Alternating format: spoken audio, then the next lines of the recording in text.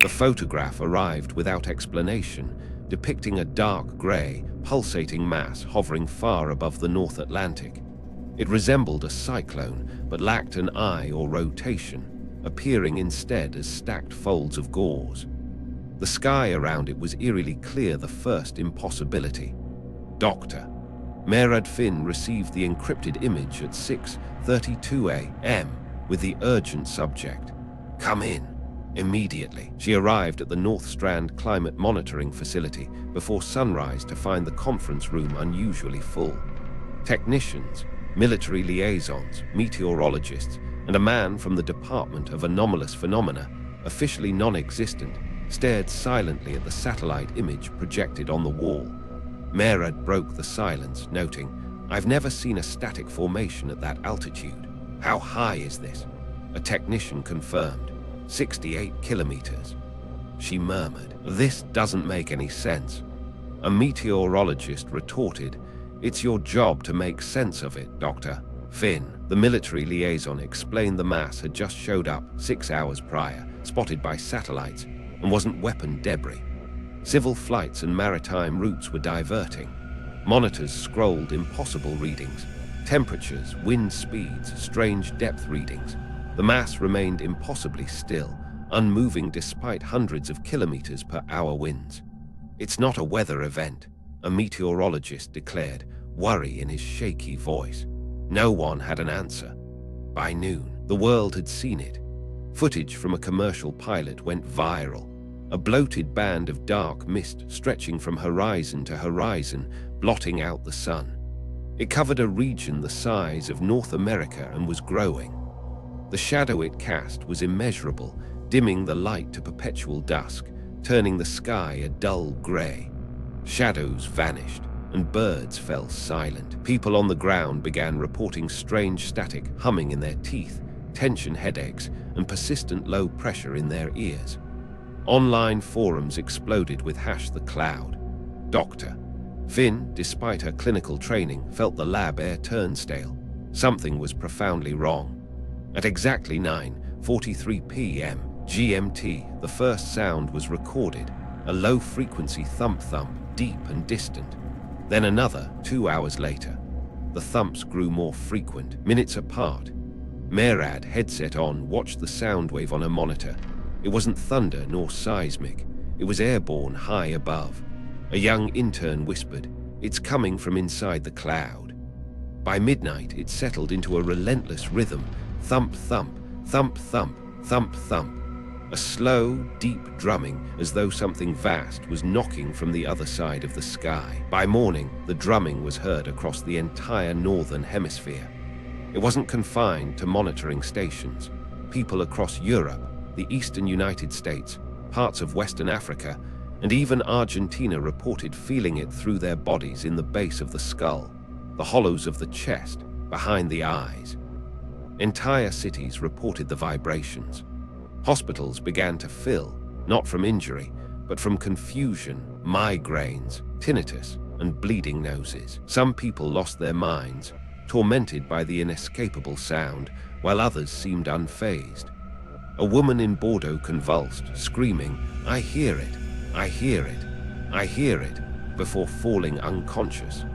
The cloud remained stationary, its scale beyond measurement, its thick fog reaching far beyond Earth's atmosphere. At 01:06 a.m. GMT, Dr. Finn watched from the roof of the North Strand facility as the light subtly changed. Shadows lost their edges, buildings looked flattened, colors muted as if submerged in water. Her own skin appeared paler, hairs on her arms stood up.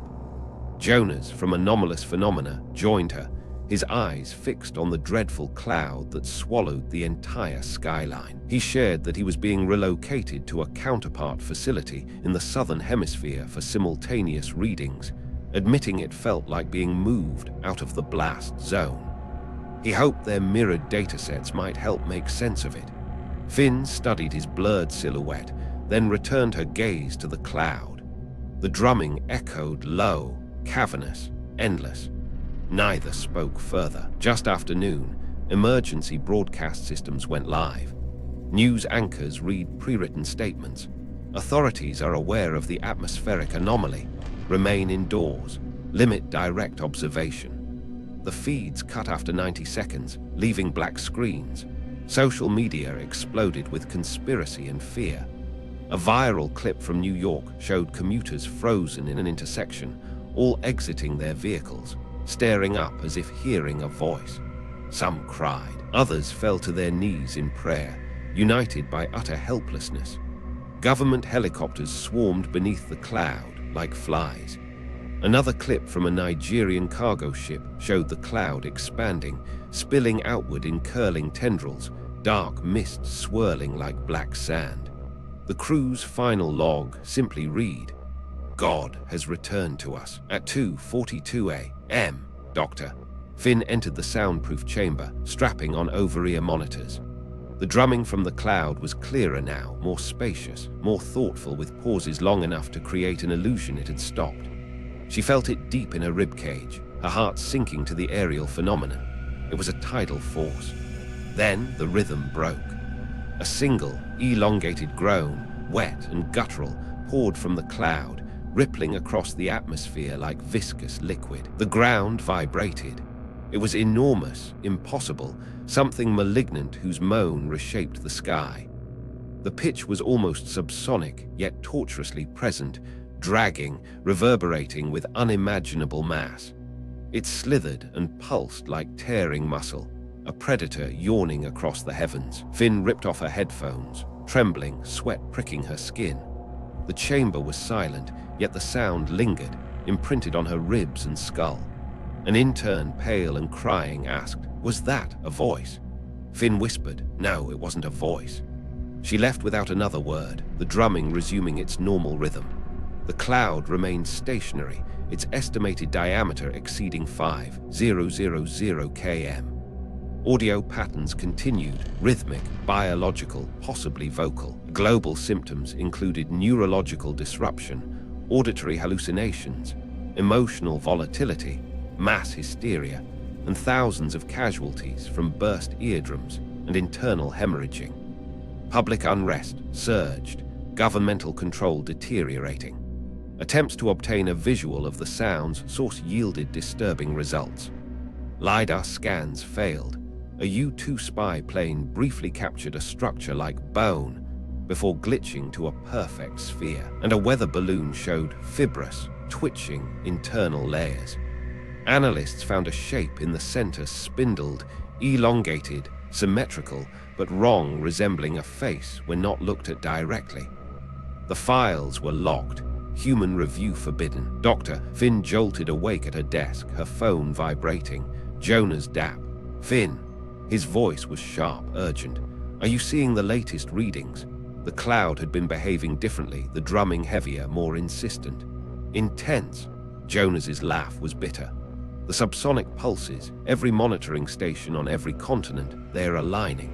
The underside of the cloud, it's splitting along a straight vertical seam. Satellites had caught it just before it closed, like it's preparing to open, and I don't mean metaphorically. His voice dropped, the drumming. "It's a fucking heartbeat, Merad, and it's getting faster. You need to be ready, something is happening. Whatever you do, don't go outside. Whatever happens next, it's not just sound, it's alive." Finn felt it in her chest before she could reply, a vibration deep in bone and blood, the wet resonance of something enormous stirring. Jonas urged her, "Stay calm, lock yourself in, go to the bunker now. The monitors are there, you can observe. Whatever you do, do not fucking step outside." A heartbeat later, across the northern hemisphere, a vertical fracture tore through the sky like a wound. It widened with deliberate slowness, layers of mist peeling back in fleshy folds. Shadows deepened, bending the space around it. A deafening, sticky squelch like tearing flesh echoed across the hemisphere. Behind it was a darkness that seemed to breathe, vast and unfathomable, bending perception. The cloud opened, revealing not lightlessness but the unknowable. Some said it was a mouth, some a wound. From it came the sound again, louder, clearer, something wet, vast and pulsing, not breathing, mooring. Across the world, people looked up in unison. Some screamed, some dropped to their knees. Others stood transfixed as the first of the arms descended. Long, tapering limbs like serpents, oily, black, and glistening, emerged from the wound in the sky in slow spirals. Some were miles long, others kilometers. They swam through the air as if underwater, languid, elegant, hypnotic. Thousands, tens of thousands, moving across the sky like a nest of worms through a funnel. One by one, the arms reached down into the earth, slithering through cities, across oceans, over fields. It didn't take long for the first to be taken. A man in Tokyo screamed as an arm squirmed around him, its grip tightening, pulling him skyward, his cries splitting the morning air. In a European city, a young couple ran hand in hand. The woman tripped, an arm twisting around her ankle. Her boyfriend tried to pull her free, but the arm retracted, tearing her upward with such force that his hands ripped from hers. He fell, begging, only for the arm to return for him. In a Venezuelan village, a mother was snatched. Her daughter clung desperately to her leg, screaming. Her tiny form could not hold, and her mother ascended. The child fell, colliding with the earth with a sickening thump. Some were taken screaming, others laughed, lifted into a dark ecstasy. Cultists threw themselves towards the appendages, begging for rapture, their joy turning to terror mid-flight. Across continents, people fought, clawed, resisted, but it was futile. Each arm performed the same ritual, taking one human at a time, spiraling upward. Cities became theaters of chaos. Streets emptied in seconds. Parents clawed for children, children screamed for parents. People leaped from balconies, only to be grabbed mid-fall. In remote fields, farmers watched their loved ones lifted, screaming into the indifferent sky. Over the first 12 hours, 40 million were gone. By 48 hours, estimates climbed past 90 million, entire nations devoured. The arms moved like a living tide, slow but inexorable, elegant yet grotesque. Each human was a singular prize, twisted upward toward the infinite, the process horrifyingly meticulous. Dr. Finn watched from the bunker, monitors flaring with streams of abductions, a living symphony of terror and prayer. The arms paused over cities, observed, seemed to savor the fear, then selected again, dragging the living toward the moor. After 57 hours, the northern hemisphere was emptied. The sky closed. Survivors emerged into silence. Only the drums remaining. 1 month and 14 days passed. No arms, no movement. The cloud remained impossibly still. Nations abandoned hope. The world was held hostage.